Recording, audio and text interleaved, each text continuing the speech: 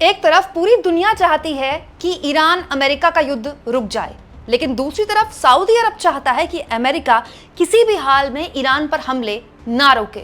आपके मन में क्या ये कभी सवाल नहीं होता दोस्तों कि सऊदी अरब भी एक मुस्लिम मुल्क है, ईरान भी एक मुस्लिम मुल्क है, उसके बावजूद भी ईरान सऊदी अरब पर हमले क्यों कर रहा है?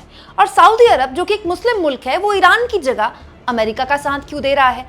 आज इस वीडियो में मैं आपको वो जानकारी बताने वाली हूं दोस्तों, वो भी आसान भाषा में और बहुत ही कम वक्त में, जो आपको करीब 4-5 वीडियो देखने के बाद मिलेंगी। दोस्तों, दो खबरें हैं जो मैं चाहती हूं आपके सामने बिना लाग लपेट रखूं।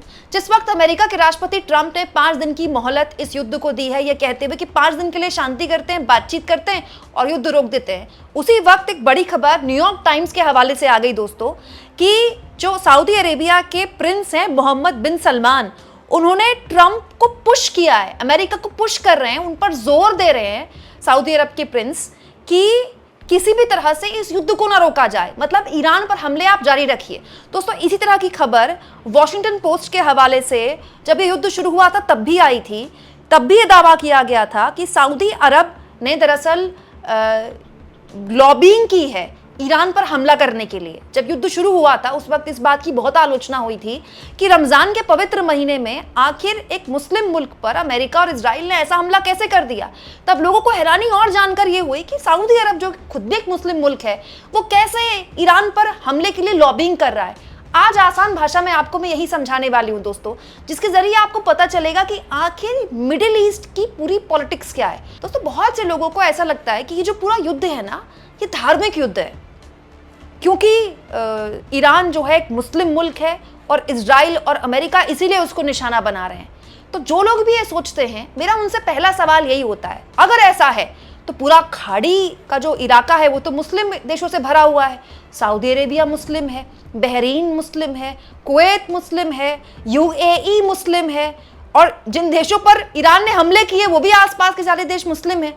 तो फिर इन पर अमेरिका और इजराइल हमला क्यों नहीं कर रहे हैं? और सऊदी अरब जो खुद मतलब मिडिल ईस्ट का सबसे प्रभावशाली और सबसे बड़ा मुस्लिम मुल्क है, उसको ईरान से ऐसी खुन्नस किया है। कुछ पॉइंट्स मैंने आपके सामने बनाए जो आसान भाषा में आपको सब कुछ समझा देंगे।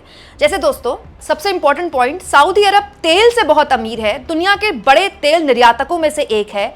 वहीं ईरान तेल होने के बावजूद भी अमेरिकी प्रतिबंधों की वजह से आर्थिक दबाव झेल रहा है। आज से नहीं, करीब 20-25 साल से झेल रहा है। लेकिन उसी 20-25 साल में सऊदी अरब ने न केवल अमेरिका के लिए अपने दरवाजे खोले, वहां अपने मिलिट्री बेस बनाने दिए अमेरिका को, बल्कि भर भर के अमेरिका को इन्वेस्टमेंट भी दी। सऊदी अरब को भी इससे फायदा हुआ, अमेरिका को भी इससे फायदा हुआ। लेकिन ये जो 20-25 साल का विंडो था, उसमें ईरान पिछड़ता चला गया।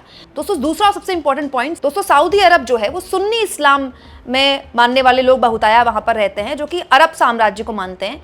ईरान जो है शिया इस्लाम को मानता है, जो कि फारसी सभ्यता है। दोस्तों, पर्शियन सिविलाइजेशन हमारे पूरी दुनिया की सबसे पुरानी सिविलाइजेशंस में से एक है। मतलब जो सबसे पुरानी सिविलाइजेशंस है वो कौन सी सिविलाइजेशन है दोस्तों? एक हो गया इंडस वैली सिविलाइजेशन, मतलब ये जो भारत की सिविलाइजेशन है, हमारी सिंधु घाटी सभ्यता जिसको बोलते हैं, ठीक है। और दूसरी पर्शियन सिविलाइजेशन, ये दुनिया की सबसे पुरानी सिविलाइजेशंस में से एक है। तो आप कभी ईरान जाएंगे ना, या ईरान की वीडियोस देखेंगे, तो आपको बिल्कुल नहीं लगेगा कि आप किसी मुस्लिम मुल्क में। दोस्तों, उनकी भाषा भी अरबी नहीं है। ईरानी लोग जो बोलते हैं वो अपने आप को पर्शियन मानते हैं और उसी सिविलाइजेशन को वो आत्मसात करते हैं। और दूसरा दोस्तों, वो शिया मुल्क है और सऊदी अरब सुन्नी मुल्क है। लेकिन लोगों को लगता है यही एक पॉइंट है, बस शिया सुन्नी की लड़ाई है, इसीलिए सऊदी अरब ईरान के पीछे पड़ा रहता है। नहीं, ये दिखने में शिया सुन्नी की लड़ाई है, क्योंकि शिया तो और भी अरब मुल्कों में बहुत है, और वो कौन से अरब मुल्क है मैं आपको बताऊंगी। लेकिन ये लड़ाई एग्जैक्टली किस चीज की है, समझिए दोस्तों। सऊदी अरब अमेरिका का करीबी सहयोगी है, ईरान अमेरिका का बहुत बड़ा विरोधी है। सऊदी अरब खाड़ी देशों और अरब दुनिया में प्रभाव रखता है, सबसे बड़ी ताकत बनने की कोशिश करता है।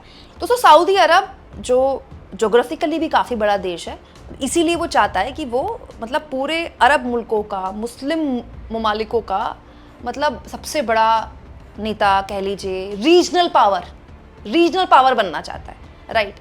ठीक वैसे ही ईरान भी अपने आप को रीजनल पावर दिखाता है। हाँ, ये बात सही है कि सऊदी अरब के पास पैसे की कोई कमी नहीं है, तेल की कोई कमी नहीं है, अमेरिका भी उसके साथ है, उसके पास हथियार भी है, लेकिन वो हथियार अभी तो काम नहीं आ रहे ना।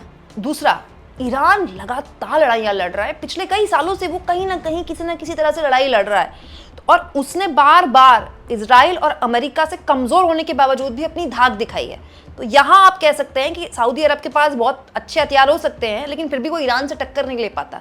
और एक और इंपॉर्टेंट पॉइंट दोस्तों, जो सबसे इंपॉर्टेंट है, वो ये है दोस्तों, ईरान ने इराक में, सीरिया में, लेबनान में, यमन में पकड़ बना रखी है।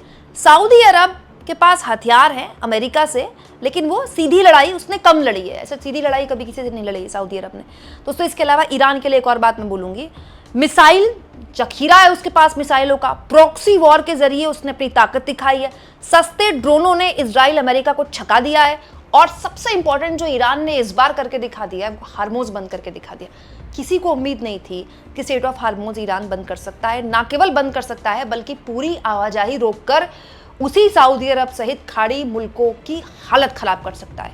और दोस्तों, सबसे जो विन विन सिचुएशन में ईरान इसमें पता है क्या आ गया है, उसका तेल जिस पर प्रतिबंध था ना, उस तेल से प्रतिबंध हटवा लिया उसने।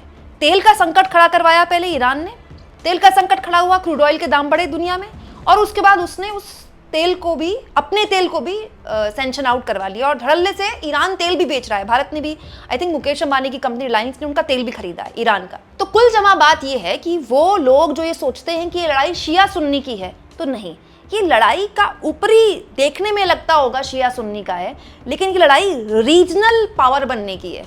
कौन रीजन में सबसे बड़ी पावर बनेगा। हाँ, अब आपके मन में एक सवाल हो सकता है कि जैसा कि मैं भी आपको बार बार बोल चुकी हूँ कि सऊदी अरब जैसे देशों में राजशाही है, बेसिकली मोनार्की है, मतलब वहाँ डेमोक्रेसी नहीं है, तो वहाँ देश में लोकतंत्र नहीं है। और इस वक्त जो ईरान पर हमला किया गया और जिस तरह से ईरान ने डिफेंड किया, एक शिया सुन्नी से ऊपर जाकर एक आम सहमति खास तौर पर मुस्लिम समाज में बनी है, चाहे वो दुनिया के किसी भी हिस्से में हो।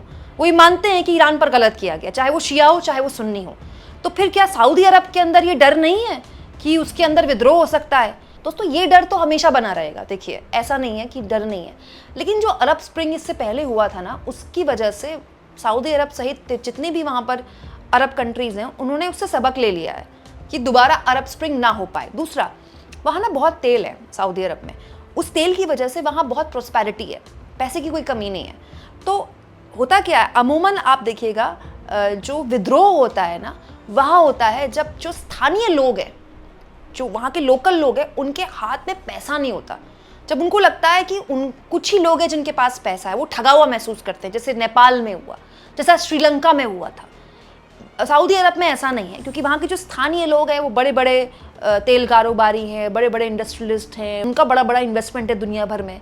तो ये भी एक रीज़न है कि वहाँ भी विद्रोह जैसे कोई हालात नहीं है। दूसरा, जहाँ तक बात दोस्तों शिया सुन्नी की है, तो एक बड़ा इंटरेस्टिंग आंकड़ा आपको बताती हूँ कि आपको पता है ईरान में तो खैर 95% शिया हैं, इराक में 60 से 70% शिया है। जी हाँ, बहरीन में दोस्तों 60 से 70% शिया है, लेकिन वहाँ जो रूलर हैं वो सुन्नी हैं। अच्छा, लेबनान में भी काफ़ी शिया हैं, यमन में दोस्तों 30 से 40% शिया है, खुद सऊदी अरब में 10 से 15% शिया हैं, कम है लेकिन 10 से 15% है, कुवैत में भी 20 से 25% शिया हैं। तो ये कहना कि ईरान इकलौता ऐसा मुल्क है जो शियाओं का नेतृत्व करता है, ऐसा नहीं है। पूरे खाड़ी देशों में अलग अलग जगह बहुत सारे शिया हैं, भारत में बहुत सारे शिया हैं।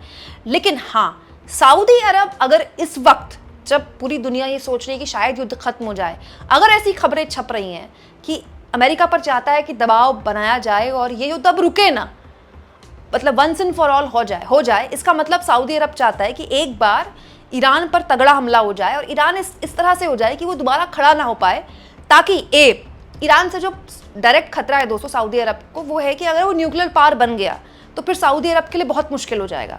मतलब जाहिर तौर पर चुनौतियां उसके लिए बहुत तगड़ी हो जाएंगी। जब अभी वो न्यूक्लियर पावर नहीं है तो इतनी बड़ी चुनौतियां हैं, ठीक है। दूसरा, रीजनल वॉर तो है ही। तो दोस्तों, इससे पता चलता है कि पॉलिटिक्स केवल पार्टियों में नहीं होती, देश में नहीं होती, इस लेवल पर भी होती है। और इससे भी पता चलता है कि जो लोग कहते हैं कि धार्मिक युद्ध है, ये तो मतलब धर्म के नाम पर युद्ध हो रहा है, नहीं दोस्तों, आज के दौर में युद्ध धर्म के नाम पर नहीं होते, सारा खेल पैसे का है। आपको क्या लगता है? कमेंट बॉक्स में जरूर लिखें।